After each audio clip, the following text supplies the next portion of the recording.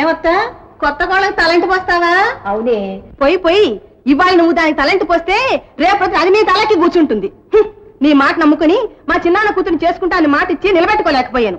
ఈ ఇంట్లో నీకు గుడ్డిగా విలువ లేని తేలిపోయింది. రేపొద్దుట మన ఇద్దరిని దాసీల కన్నా హీనంగా చేసి ఆడిస్తారు. ఎవరే మనల్ని ఆడించేది? ఈ దుర్గ సంగతి నీకు తెలీదు. తెలుస్తూనే ఉంది. పెళ్లికి ముందు ఈ మాట చెప్పావుగా. ఏదో కొత్త కోడలు కదా అని చూస్తున్నాను, అంతేగాని అదంటే నాకేం అభిమానమే. అయితే నేను చెప్పినట్టు చెయ్యి. ఒళ్ళు నొప్పులని నువ్వు పడుకో, ఊష్టం నేను పడుకుంటాను.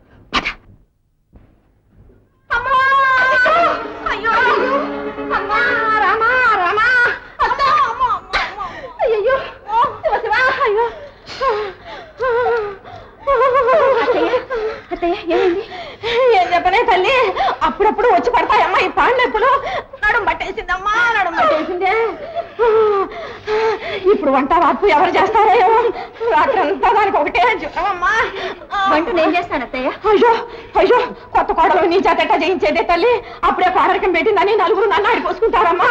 ఒకళ్ళు అనుకుంటారని మనం ఎందుకు బాధపడాలి? మన ఇంటి పనులు మనం చేసుకోవడంలో తప్పే ఉంది. నా తల్లి వెళ్ళమ్మా. సరే చూడు, ఇదిగో అమ్మా. మరే పొలంలో పనులు ఉన్నాయంట, పాలేళ్ళు ఎక్కడో రావటం లేదు. ఆ నీళ్ళు గిళ్ళు అన్నీ నువ్వే తోడాలమ్మా. వెళ్ళమ్మా వెళ్ళు. అది అత్తంటే అలా ఉండాలి. అప్పుడే ఏమైందే, ముందు ముసళ్ళ పండగ ఉందా?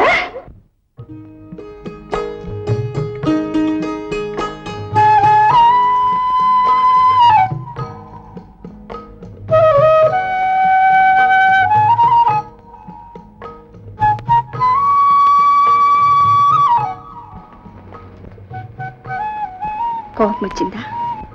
రాదా మరి? ఎంతసేపు నీకోసం ఎదురు చూడాలి? ఇంట్లో పనంతా ఇప్పటికి ఆలస్యమైంది. ఇంట్లో పనంతా నువ్వే ఎందుకు చేయాలి? అమ్మ వదిన ఏమయ్యారు? పాపం వాళ్ళకు ఒంట్లో బాగలేదు. అంతా ఒట్టి అబద్ధం.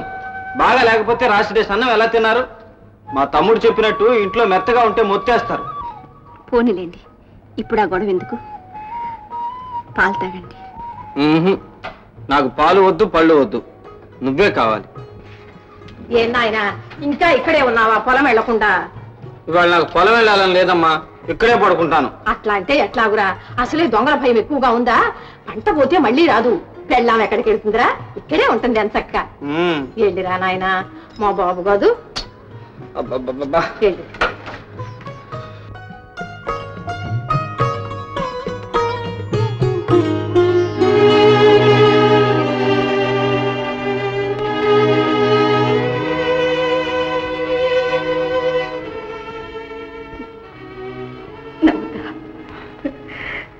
నవ్వుతూ నవ్విస్తా, మీ జీవితంలో నవ్వులు పండిస్తా.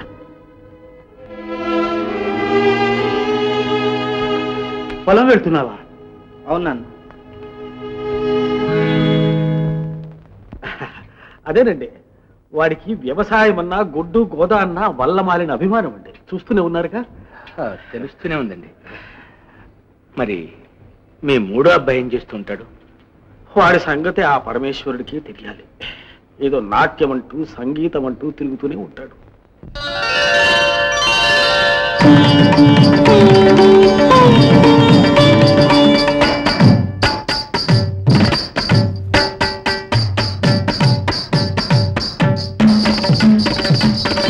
సరే సరే ఈ వేళ ఈ బిగువేళ గడసరి నా స్వామి రావేళ.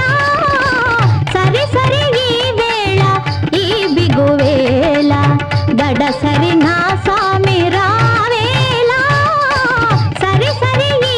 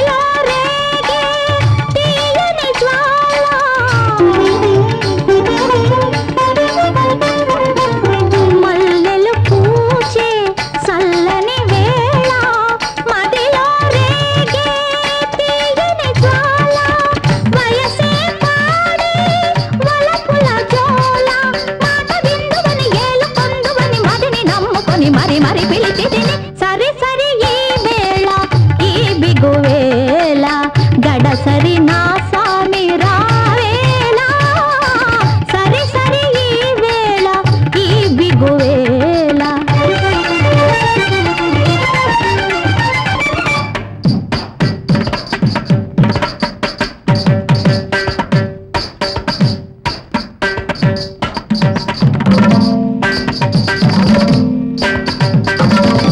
పచ్చని సొగసు వాడక ముందే పరువం పల్లవి పాడక ముందే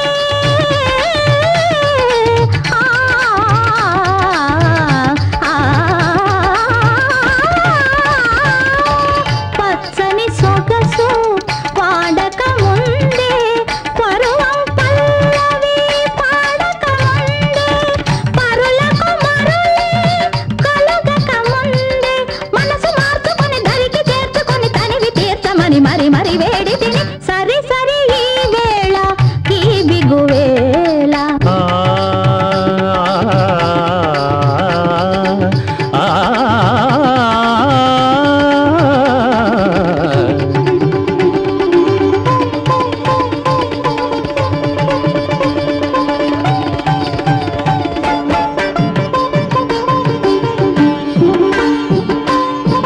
రావే రావే రసతరంగిణి రాగము నీవే రావే రావే రసతరంగిణి రాగము నీవే రాగరాగిణి మదిలో మెదిలే మధుర రూపిణి నీ అందియల వలపు పిలుపు విని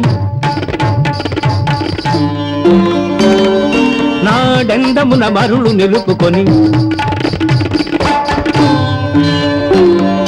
తలచి వలచి నిలిచి పిలచి తిని పలుకవే ఒకసారి ఓ సుకుమారి కరగని వన్నెల వయ్యారి పలుకవే ఒకసారి ఓ సుకుమారి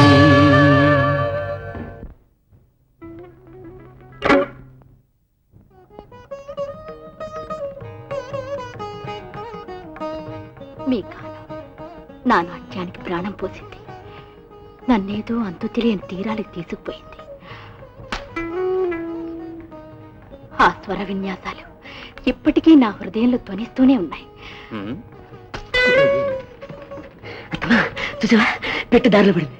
ఏంట్రా అదే మన సరసా వేలకు వేలు గుమ్మరిస్తా ఉన్నా సరే ఎవరిని కన్నెత్తేనే చూడలేదుగా. అది చూస్తే మనకి ఆటలు పాటలు తిరగాల్సిన కర్మేంట్రా? అది మన వంశంలోనే తప్పు పుట్టింది, మన వృత్తినే తప్పు పడుతోంది. ఈ తప్పంతా నీ దగ్గర ఎంత ఇనువైనా సరే చిన్న ఐస్కాంతంకి ఇలా చూపించామనుకో తప్పకన అలా అతుక్కుంటుంది. ఈడు జోడు ఉన్నవాడిని చూడమంటే డబ్బులున్నాయని జబ్బులున్నవాడిని నిబ్బరంగా ఉన్నాడని ఉబ్బసం రోగులు తెస్తే చిన్నపిల్ల పాపం అదేం చేసింది చెప్పు. అటు చూడు. మీ పాదపద్మముల మా గృహాన్ని పావనం చేయాలి, మీ వద్ద సంగీతం నేర్చుకునే అదృష్టాన్ని కలిగించాలి. అలాగే ధన్యురాల్ని. నిన్నే గొంప మునిగిందిరా. ఆ చిన్నవాడు ఉన్నవాడైనా పెద్దల చాటున బ్రతికేవాడు, వాడిని పట్టుకుంటే వృధా ఆయాసమే గాని మనకేం దక్కుతుందిరా. పోతమ్మా ఇదంతా తొందరే, చేయి తగలగానే సంచి అంతా నిండిపోవటం. ఇల్లు అమ్మాయిని కాస్త అలవాటు పాడిని పాడని కొంచెం పండి. అదే నిజమే, పండి. ఇక్కడ ఉండకూడదు, కళ్ళు పోతాయి.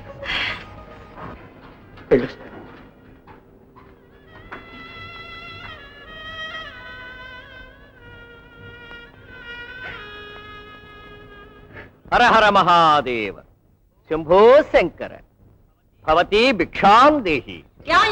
ఏంటి రాత నీకు ఎన్నిసార్లు చెప్పాను, నీలాంటి బైరాగులందరికీ తిండి పెడుతూ కూర్చోటానికి ఇదాన ఇల్లు అనుకున్నా సత్రం అనుకున్నావా? నీ వంటి మహా ఇల్లాలు ఉండగా ఈ ఇల్లు సత్రం ఎందుకు అవుతుందమ్మా? ఓహో, ఈ ఇచ్చిగా నా దగ్గర సాగవు. స్వామి స్వామి, మీ వంటి మహాభక్తులను భిక్షకు పిలిచి పాదసేవ చేసి తృప్తిగా భోజనం పెట్టి సత్కరించలేకపోతున్నందుకు సిగ్గుపడుతున్నాను. ఈ స్వయం పాకం స్వీకరించి మమ్మల్ని అనుగ్రహించండి స్వామి. భక్తితో నొసకు పత్రమైనను చాలు, మీరిచ్చిందే మాకు అక్షయం అమృతమయం అవుతుంది తల్లి. నేను పొమ్మంటే నువ్వు రమ్మని ఇల్లంతా దోచిపెడుతున్నావా? అదేమిటక్క, భగవంతుడు మనకిచ్చిన దాంట్లో 10 మందికి పెట్టడం తప్పంటావా? నీ పుట్టింటి వాళ్ళు ఇచ్చింది ఏమైనా ఉంటే 10 మందికి కాదు 100 మందికి పెట్టు, అంతేకాని నా ఇష్టం లేకుండా ఇంట్లోంచి పూచి పుల్ల కూడా ఇవ్వడానికి వీలేదు. సిద్ధాన్నాన్ని పడగొట్టడం ఇచ్చిన స్వయం పాకాన్ని తిరిగి తీసుకోవటం మహాపాపం అక్క. నువ్వు నాకు నీతో చెప్తున్నావా? ఉండు అత్తగారితో చెప్పి నీ తిక్కు వదిలేస్తాను. బాధపడకు తల్లి, ఎవరికెంత ప్రాప్తమో అంతే. వస్తానమ్మా. శంభో హర మహాదేవ. ఏమండి మళ్ళమ్మా చదువుకుందండి.